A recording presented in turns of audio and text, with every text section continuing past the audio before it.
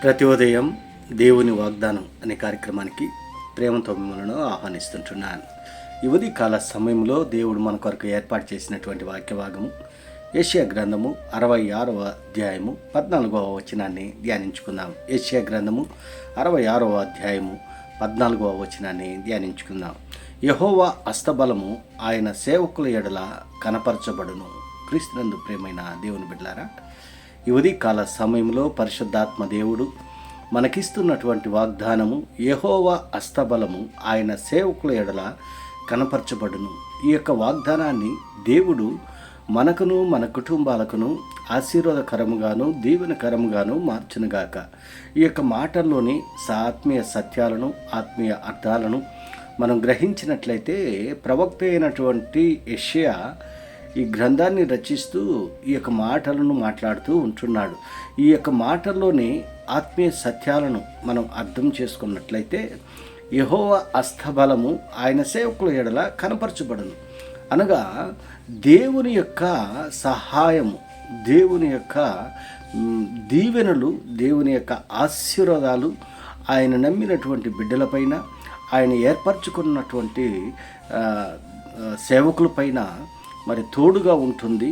ఆయన మరి అనునిత్యము కాచి కాపాడతాడని ఈ యొక్క మాటల్లోనే అర్థంని మనం చేసుకోగలం. యెహోవా హస్తబలం ఆయన సేవకులు అనగా దేవుని చేత ఏర్పరచబడినటువంటి వారు, దేవుని చేత ఎన్నిక చేయబడినటువంటి వారు. అటువంటి వారికి వారి పట్ల దేవుని యొక్క ఆయన హస్తబలం, దక్షిణ హస్తబలము ఎల్లప్పుడూ తోడుగా ఉంటుంది. బైబిల్లో మనం గమనించినట్లయితే దేవుని యొక్క సహాయముతోటి, దేవుని యొక్క మేలులతోటి అనేక మంది తృప్తి పడినట్లుగా మనం చూస్తూ ఉంటున్నాం. మరి ఆదాము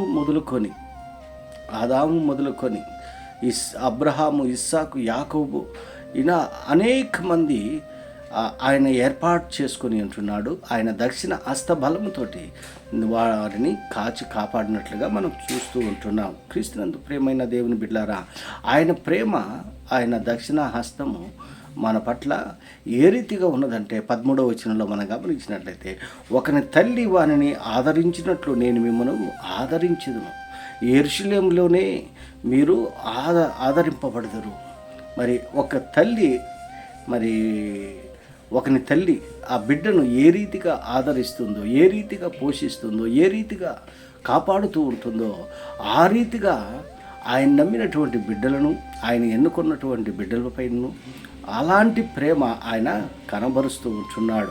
ఆయన యెరూషలేము అనగా మరి సంతోషానికి కారణమైనటువంటి దేశం, సంతోషానికి నిలయమైనటువంటి ప్రదేశం. ఆయన యెరూషలేములోనే మీరు ఆదరింపబడుదురు. ఇశ్రాయేలు యొక్క ప్రజలు బబులోను చెరలో ఉంటున్నారు.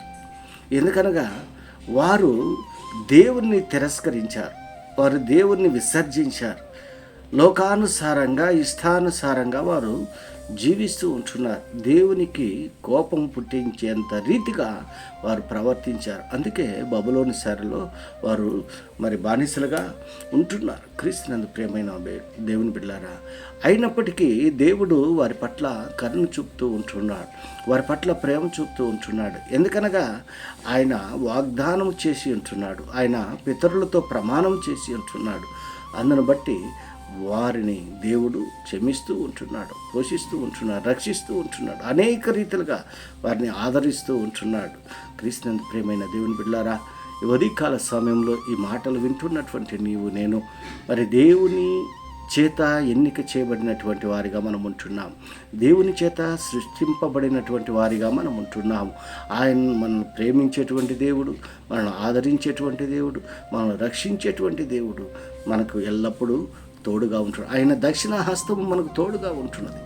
కష్టాల్లోనూ, కన్నీళ్ళలోనూ, దుఃఖంలోనూ, మరి అవమానాల్లోనూ అనేక రీతిలుగా దేవుడు మనల్ని మరి తప్పిస్తూ అనునిత్యం కాచి కాపాడుతూ ఉంటున్నాడు. ఎందుకనగా ఆయన ప్రమాణం చేశాడు, వాగ్దానం చేశాడు. ఆయన ఎంతైనా నమ్మకమైనటువంటి దేవుడు, నమ్మదగినటువంటి దేవుడు. ఆయన దక్షిణ హస్త బలంతో మరి నిన్ను నన్ను ఆయన కాచి కాపాడుతూ ఉంటున్నాడు కాబట్టి ఆయనకి ఎల్లప్పుడూ మనము కృతజ్ఞతాస్తుతులు చెల్లించేటువంటి వారిగా ఉండాలని ఈ కొద్ది మాటల ద్వారా నేను హెచ్చరిక చేస్తుంటున్నాను. దేవుడి యొక్క మాటలను మరెక్కువగా మీకును మీ కుటుంబాలకును ఆశీర్వాదకరంగాను దీవెనకరంగాను మార్చునుగాక. ఆమేన్.